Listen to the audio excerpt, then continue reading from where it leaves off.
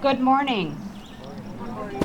Welcome to Restlawn Memorial Park and our annual Memorial Day Remembrance Program. It is an honor to see so many familiar faces and new friends gathered here today to pay tribute and remember the brave men and women who made the ultimate sacrifice in service to our country. I would like to extend a warm welcome to everyone here today and all of our esteemed guests, including our veterans, active duty service members, our community leaders, and the friends and the families who are showing up today in support of our servicemen and women. Memorial Day serves as a reminder of the high cost of freedom and the ongoing commitment required to uphold and defend the values and the ideals that our service members have fought to protect. It is a time for reflection, remembrance, and honoring the memory of those who have made the ultimate sacrifice in defense for our freedoms. Memorial Day holds great significance as a day of remembrance of those who lost their lives, and as we honor these heroes, it is essential that we also remember the homeless veteran, the veterans suffering from mental health crisis and PTSD, and the veterans who face daily struggles and hardships. By acknowledging these types of sacrifices on Memorial Day, we can work towards comprehensive solutions that ensure all veterans have access to stable housing, health care, and support services. By gathering as a community, we can commit to creating a society where no veteran has to endure that type of war. I'd like to take a moment to thank you all for being here today. We have an amazing group of volunteers who make this program possible, and your presence and support is a display of ultimate respect. As we come together to remember and reflect on all of the sacrifices made by our military service members, I hope this program serves as a reminder of the ongoing commitment to the preservation of freedom. And let us always remember, all gave some gave all. Thank you very much for joining us. I'd like to introduce Tony Nardi of the American Legion.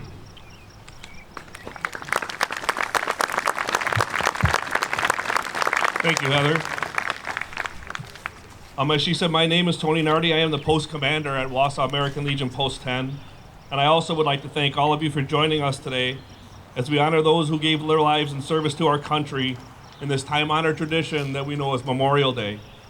This annual event goes back over 150 years to celebrating and remembering the soldiers that fought in the Civil War and were lost in combat. We're proud to carry this tradition forward as we honor the brave men and women who paid the ultimate price for our freedoms. Now, if you would please rise and join retired Staff Sergeant Corinne Connor as she comes up to sing our national anthem. Honor. Back, break, right, hey! Reset.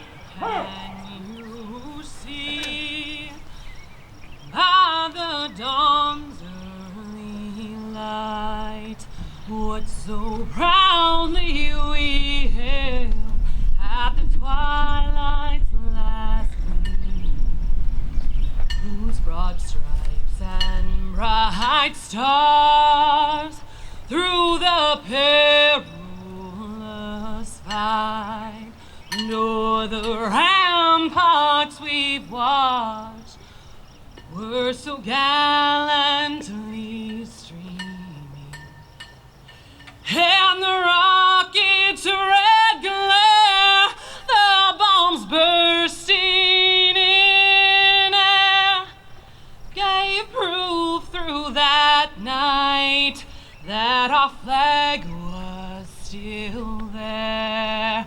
Oh, say does that star-spangled banner yet wave, nor the land of the free and the home of the brave.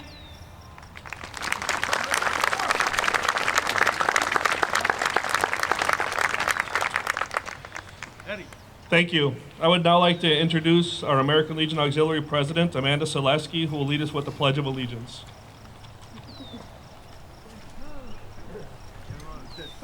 I pledge allegiance to the flag of the United States of America and to the republic for which it stands, one nation, under God, indivisible, with liberty and justice for all. And if you would remain standing as our American Legion Chaplain, Don Hildebrandt, provides our invocation.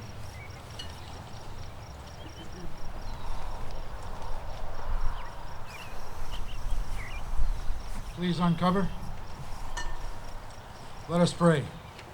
Eternal God, Supreme Commander of us all, Lord of the far-flung battle, line to whom the ranks of life's report, we bow before Thee with reverent hearts in a sublime faith, knowing that Thou dost lead us in death as Thou dost in life. For again, Thou hast ordered a comrade to that realm in the west, beyond the twilight and the evening star, where beauty and valor and goodness dwell forever with the unnumbered multitude. Mindful of service nobly done, Thou hast called him, her, to everlasting rest, that their sealed lips, with the faded blossom of the springtime and the weathered leaves of the autumn, Thou hast called to eternal peace, to the land, their silent mystery. Hear now the sorrows of those who mourn.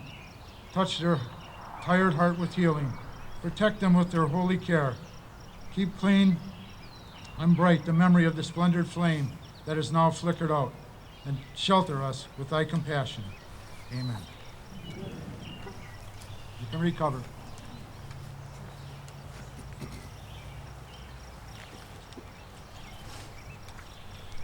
Thank you, Chaplain. I would now like to introduce our guest speaker, Colonel David Monk.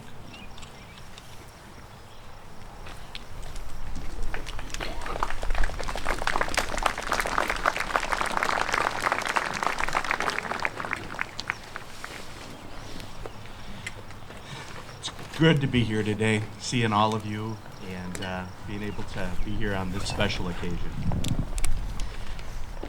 I'd like to welcome all of you while we pay tribute to everybody that has made the ultimate sacrifice.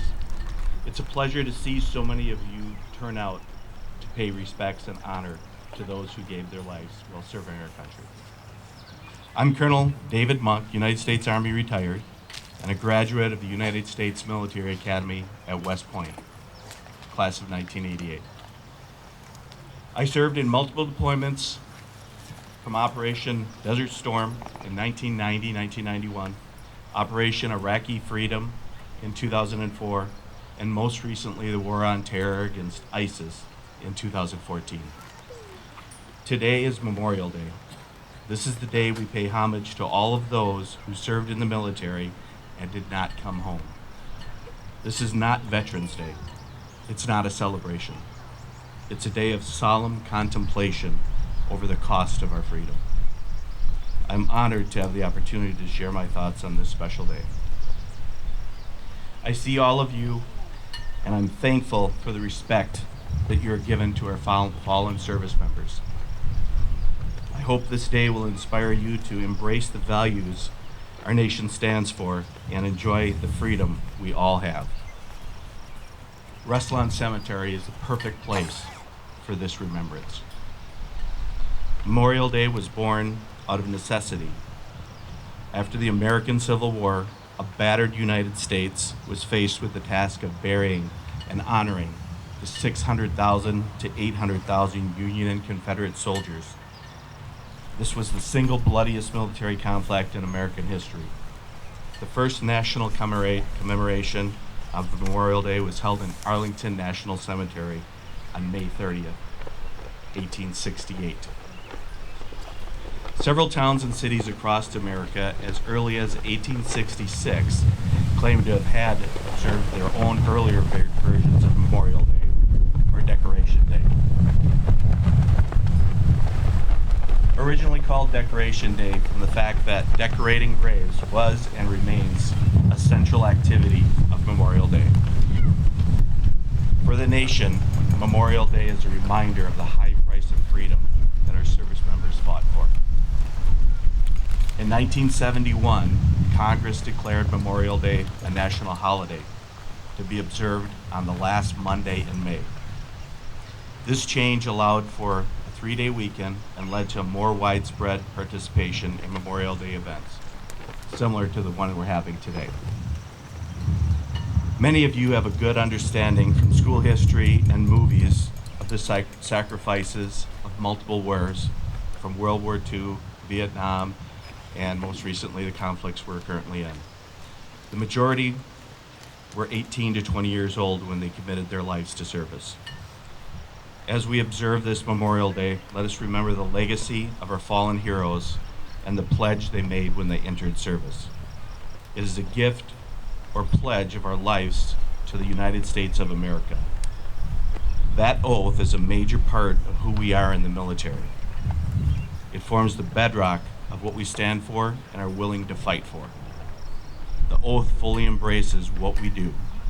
We let it guide our military service. If you ever spent time in military service, as I've seen many of you wearing hats out here today, you know this oath and obligation. We raised our right hands and began to recite. It seemed as if time stood still because I mentally paused and reflected on the words. I thought to myself, this is not a joke. This is real. I do solemnly swear that I will support and defend the Constitution of the United States against all enemies, foreign and domestic, that I will bear true faith and allegiance to the same, and that I will obey the orders of the President of the United States and the orders of the officers appointed over me, according to the regulations and the Uniform Code of Military Justice, so help me God.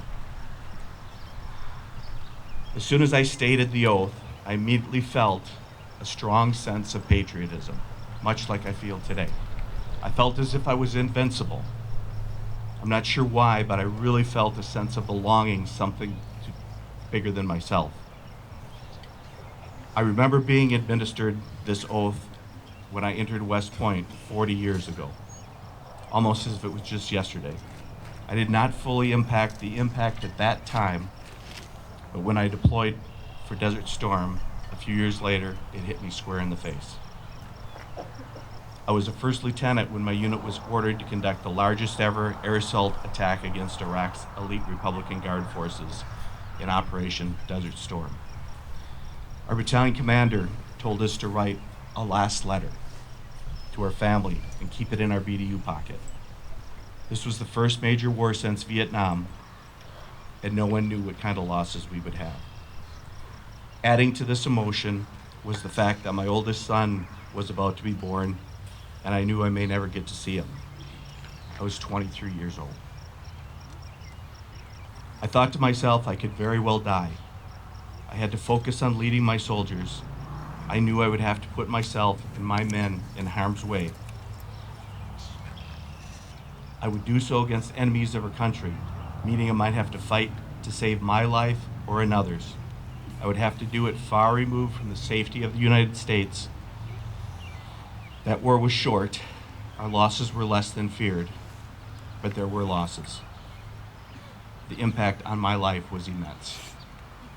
Experiencing the loss of fellow soldiers was repeated in my next 2 deployments. I wish I had the eloquence of diction, the poetry of imagination, and the brilliance of metaphor to fully explain how combat and the loss of those you lead feels and impacts one's life. I hope and pray you will never experience this feeling. Those who know war understand. I now see it as my duty to honor all service members, to continue to do my part to help others appreciate all they have done for our country. I chose to join the military, and part of making that official was the oath that I took. The promise all military members make to be part of this elite group of Americans. We made that commitment so all will know what our country means to us and what we will do to defend it and our way of life. We are here today to pay tribute to those who freely took this oath and ultimately gave their lives. I encourage all of you to do your part to keep America free in the greatest place in the world. Look at the flags around us. Think about everyone buried here today. The oath they gave to allow the lives we have today. As a soldier, I will always honor those who gave everything. I believe the ones who gave all feel the same. Think of the love they had for America as I recite a soldier's poem. I do not choose the time or the place. Convenience is not in my vocabulary. I stand at the ready. When my orders come, I go, because I'm a soldier. I may not see a child born, a wife, a husband, parents, friends. I may never see them again. But willingly and with conviction, I go, for I am a soldier. The job that I'm given to do, I will do even if it costs my life. I will do it. I am a soldier. A car approaches, a bicycle, a cart. I fix my stare and hone my senses.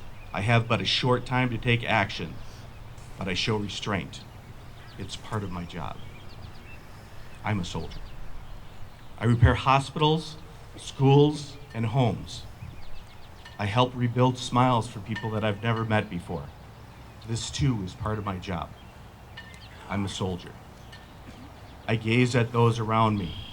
In a foreign land, I see a child, a wife, a husband, parents, friends.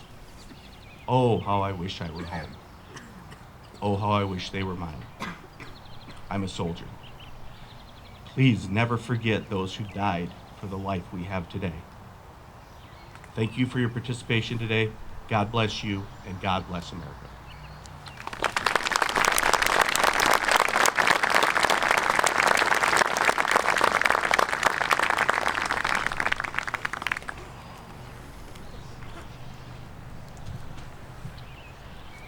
I'll invite back President Amanda Zaleski and Jeff Morgan from the Man of Honor Society as we lay a wreath in honor of those lost.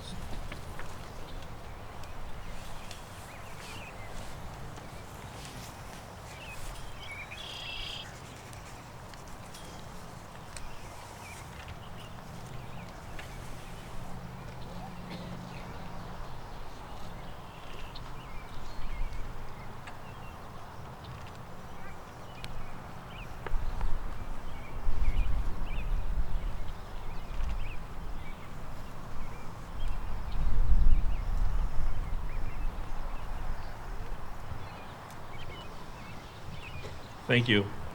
Now I'll turn over the mic to Jeff and the Man of Honor Society for some historical information.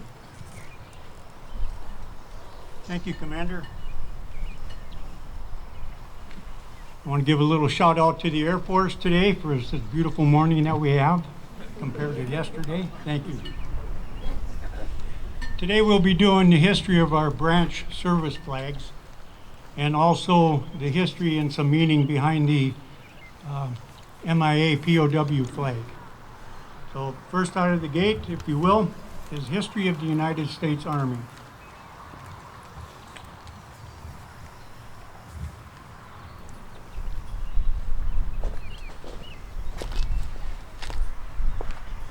Origin of the Army of the United States.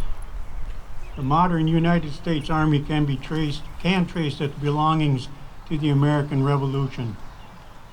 In 1775, the fight of the colonies against Great Britain, with its first commanding revolutionary, General George Washington. Washington used hit-and-run tactics to ultimately triumph over British forces and their paid Hessian mercenaries.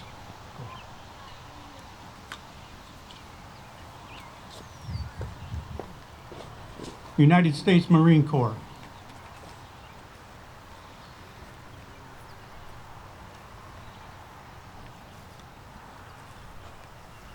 The origins of the United States Marine Corps. The United States Marine Corps was established on November 10, 1775, to augment naval forces in the Revolutionary War. The recruiting headquarters was set up by Captain Samuel Nichols in the Toon Tavern on Water Street in Philadelphia, which is considered to be the birthplace of the Marines.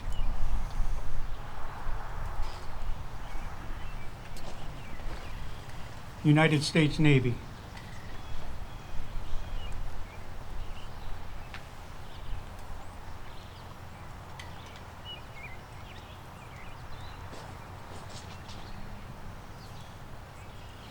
The United States Navy traces its origin to the Continental Navy, which was established during the American Revolutionary War and was effectively disbanded as a separate entity shortly thereafter.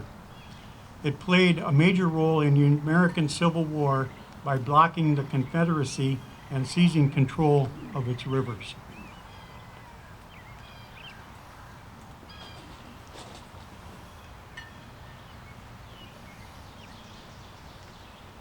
United States Air Force.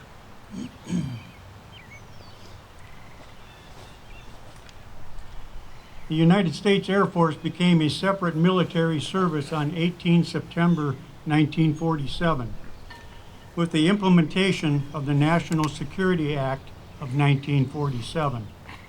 The act created the National Military Establishment, later renamed the United States Department of Defense, which was composed of 4 of the 5 branches: the Army, Marine Corps, Navy, and the newly created Air Force.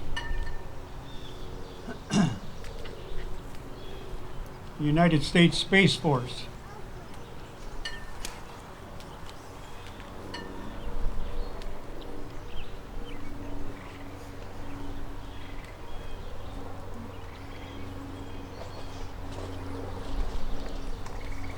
The United States Space Force is the newest branch of the Armed Forces, established December 20th, 2019, within the Department of the Air Force, which has a proud history and a long-standing record providing the best space capabilities in the world.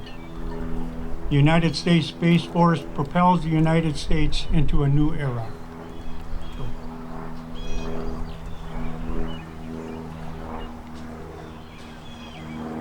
United States Coast Guard.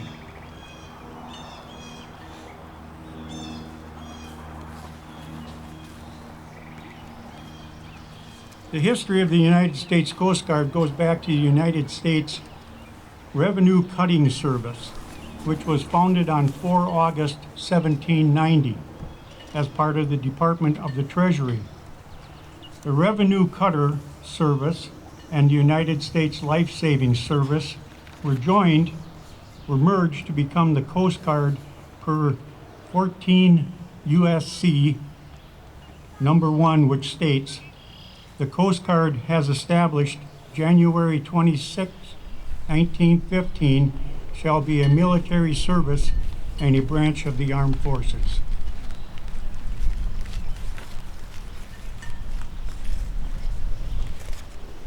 History of the Merchant Marines.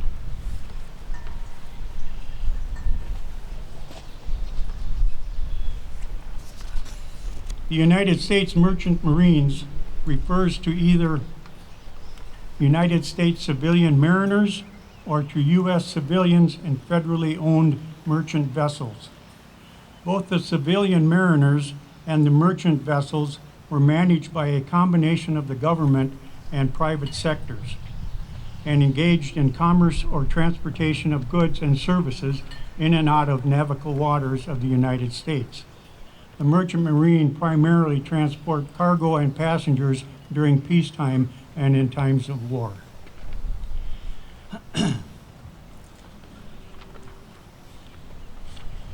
History of the POW MIA flag. In 1971, Mrs. Mary Hoff, an MIA wife and a member of the National League of American Prisoners and Missing in Southeast Asia recognized the need for a symbol of our POW MIAs. Prompted by an article in the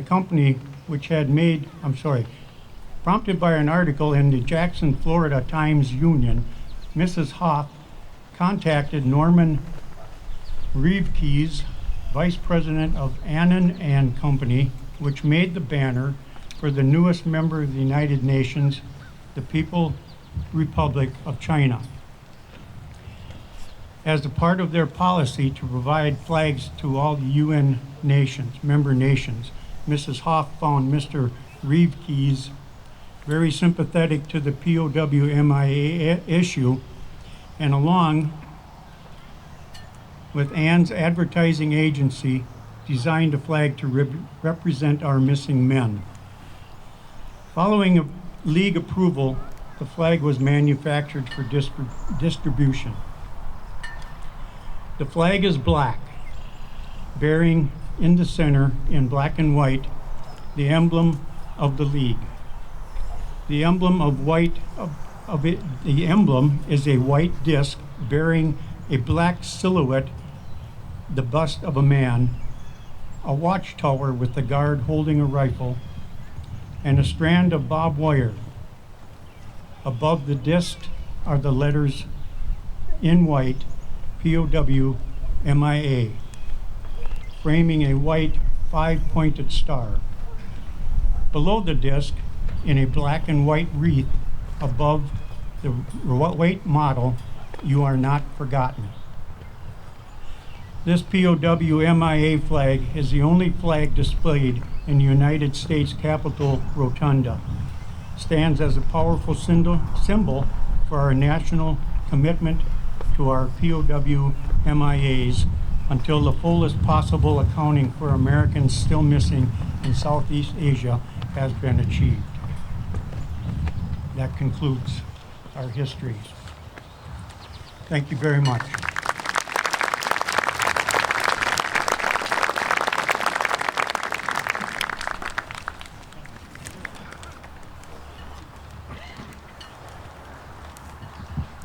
I will now welcome back Chaplain Hildebrandt, who's going to read the names of our fallen heroes.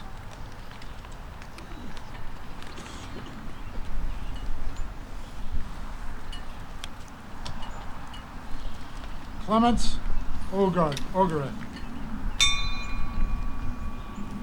Thomas Lawrence. Kenneth Bauman.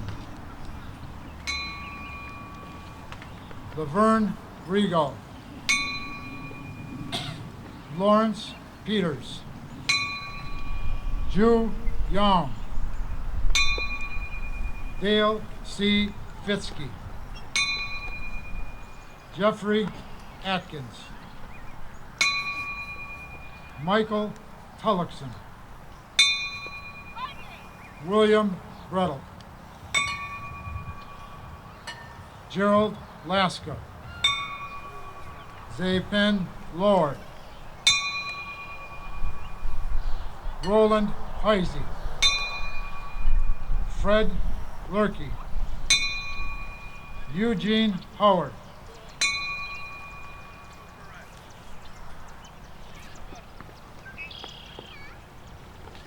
Michael Sheeran.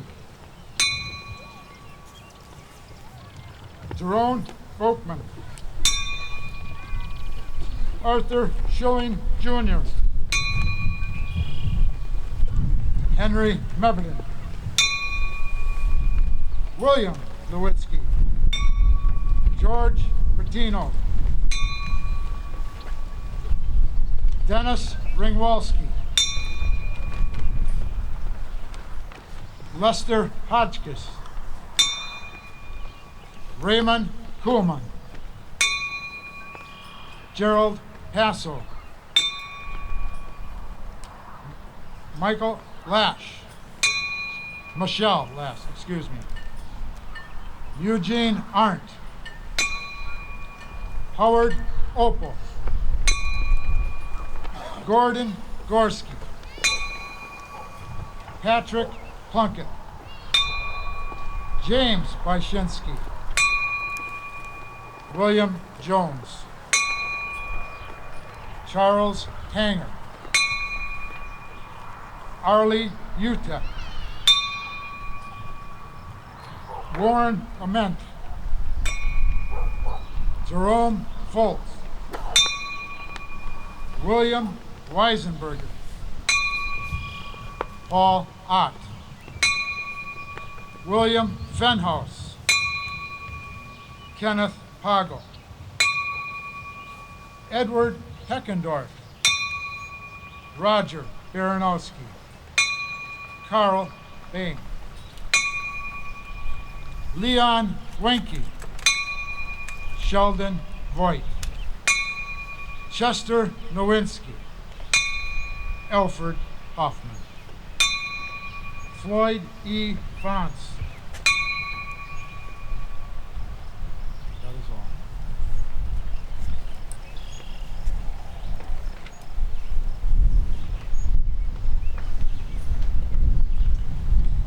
Thank you, Chaplain. Now, if you would all please rise for our Post 10 Honor Guard and Color Guard military honors.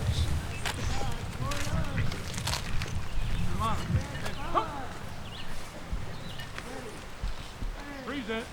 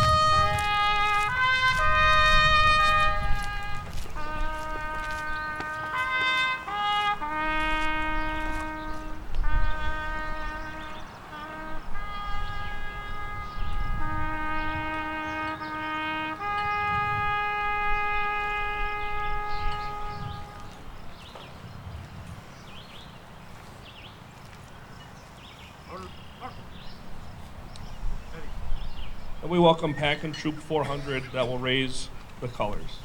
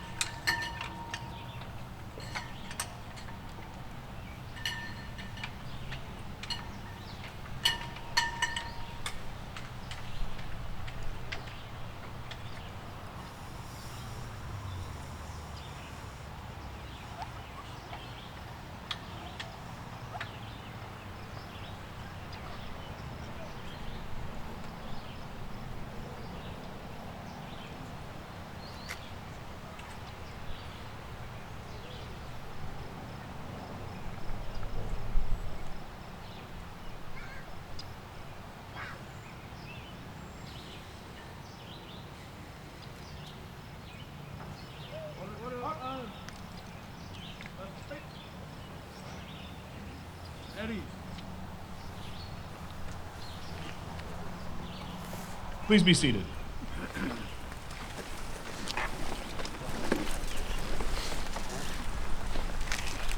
As you have noticed, if you've driven up Grand Avenue in Wausau, the proud banners that are displayed on the light poles in the city.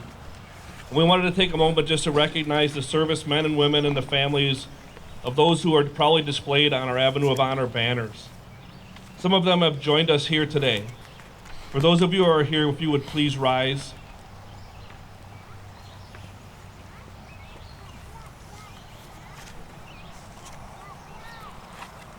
Thank you for joining us today. We do owe you all a nice round of applause.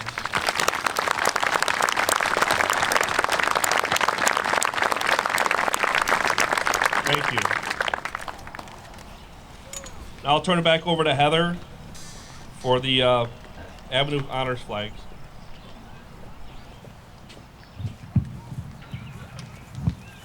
Thank you, Tony. So Restlawn Memorial Park does offer a program called the Avenue of Flags. What that entails is a family member is able to enroll one of their loved ones, and these flags back here, they're full size. Those are dedicated to their loved ones, and we will fly them for eternity, if we make it that long, I guess. But we will fly those on Memorial Day and Veterans Day. So at this time, I'd like to welcome the families of the new inductees.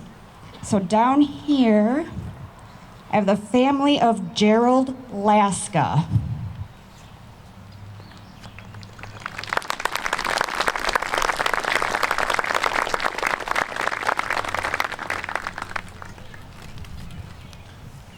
Thank you everybody for coming. I'm just going to give you the story of my dad's military history. He went to the Army in December.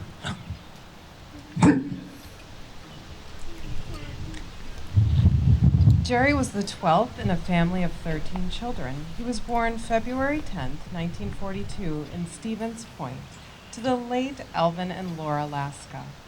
And he was about 3 years old when the family moved to WAUSAU. He went into the Army in December 1962 and served 3 years as a Nike missile guidance engineer. While in the service, he attained sharpshooter status on both a rifle and carbine. He also worked on electronic systems. He became a ham radio enthusiast and collected QSL cards from all the states and many different countries. After returning from service, he worked at WAUSA Paper Mill and stayed for 36 years. On May 27, 1967, he married Kathleen Powell and had 2 lovely children, Daniel and Christine. We lost Jerry on Sunday, December 24th, 2023. He was 81 years old. Thank you.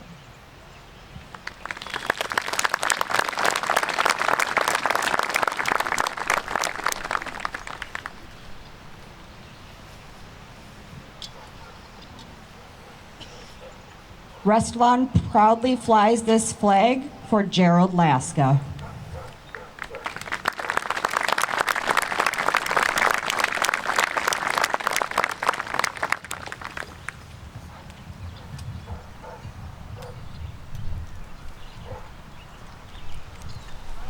Our next inductee is Floyd Leo Vance. The family has asked me to read the biography, so I am going to read it from the version of a child who is here right with us. Floyd Leo Vance, or as I call him Dad, was born on October 4th, 1925 on a small farm in northeastern part of Merrill. On October 16th, 1943, he was registered to be part of the draft for World War II, and by February 1st, 1945, he was called to serve in the U.S. Army at age 19. He spent 6 weeks at basic training in Fort McClellan, following his 3 brothers. He boarded a train to San Francisco and then moved to a ship passing under the Golden Gate Bridge. They zigzagged through the Pacific and passed the Hawaiian island on their way to Manila in the Philippines. 7 months after, that island was liberated from the Japanese. Floyd continued serving in the Philippines. During this time, he sustained an injury to his leg and his arm. After Hiroshima was bombed in August 1945, the Japanese surrendered on September 2nd, 1945. Floyd was able to return home to Merrill, Wisconsin, and on February 10th, 1946, he was honorably discharged as a disabled veteran. He was married in 1950 to his wife of 66 years, Lucille, until his death at the age of 90 on March 3rd, 2016. He left behind his wife, 2 children, 6 grandchildren, and 10 great-grandchildren. I raise this flag in honor of him and all others who served in the greatest generation to rid the world of oppression.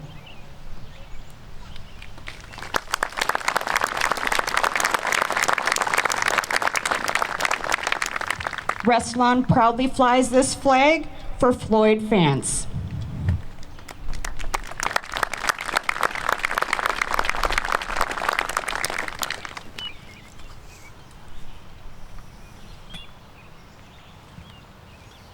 I'd like to introduce the family of Sheldon Voigt.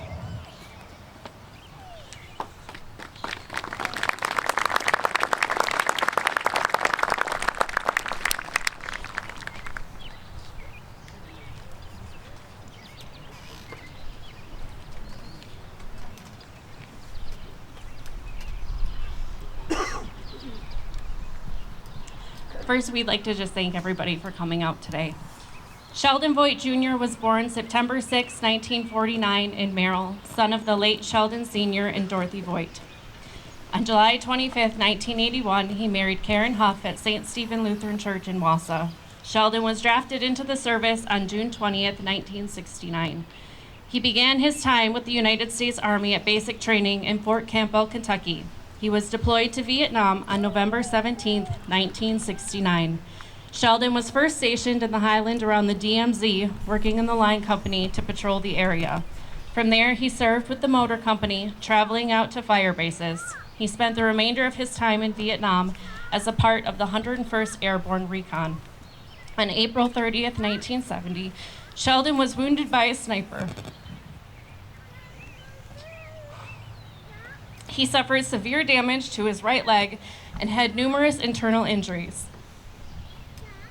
His right leg was amputated 2 weeks later because of a gangrene infection. After moving from hospitals in Vietnam to Japan and finally Colorado, he was honorably discharged on July 23, 1971.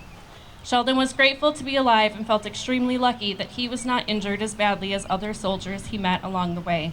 This selfless thought remained constant through the years, as he was always hesitant to take benefits or services that other veterans might need more than him. His dedication was truly admirable. Sheldon was a charter member of the Veterans of Foreign Wars Marlin Post number 10203 and a lifetime member of the DAV and Vietnam Veterans. Every Memorial Day until he physically could not, Sheldon was proud to serve on the honor guard with the VFW, traveling to local cemeteries for the 21-gun salute. In 2019, he was proud to be on the Never Forgotten Honor Flight. From 1997 until 2022, he served as a Town of Berlin supervisor. He was a beloved 4-H leader for the Naugatuck Knights 4-H Club. Every August, he could be found in the barns at the Wisconsin Valley Fair, watching his children and then grandchildren showing animals. He enjoyed time spent in Tomahawk, pontooning, fishing, and camping, as well as time in Newwood at the hunting shack, the Swamp Hole. Above all, he loved being Papa to his grandchildren, attending all of their events and having treats on hand when they visited. He passed on his love of Farmall tractors to each of them, gifting them a Farmall pedal tractor for their first Christmas, even though it would be years until they could ride them. Sheldon faced many challenges after returning home from service, including over 30 major surgeries and learning to live with an artificial leg. However, he never let that stand in his way. There was always a will, and there was always a way. And yet, through the struggles, he was proud to have served his country. His memory lives on through his wife, Karen, his 4 daughters and their husbands, Connie and Brian, Amy and Brian, Crystal and Dan, Jessica and Jacob, and the 11 children that were blessed to call him Papa: Dawson, Mariah, Emma, Dylan, Sarah, Leah, Henry, Charles, Chloe, Gabriel, and Hunter, and many other family and friends. While we are sad he is no longer here with us, we are happy to know he is free of his earthly pain and struggles.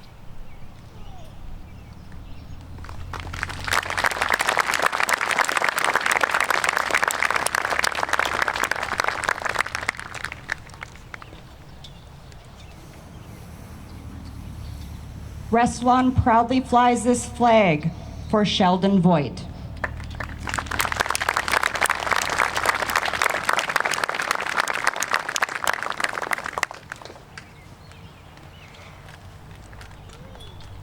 I'd like to invite the family of Is it Chester Nowinski?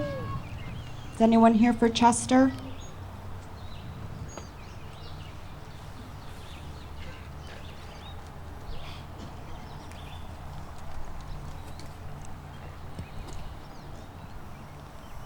Chet Nowinski was born January 16, 1932 in Bevent to the late Frank and Faustina Nowinski. Chet joined a rather large family, including 7 brothers and 6 sisters. He went to school in a one-room schoolhouse, cutting it short to help on the farm. He later enlisted in the Army, and he served 2 years as a private first class in Korea.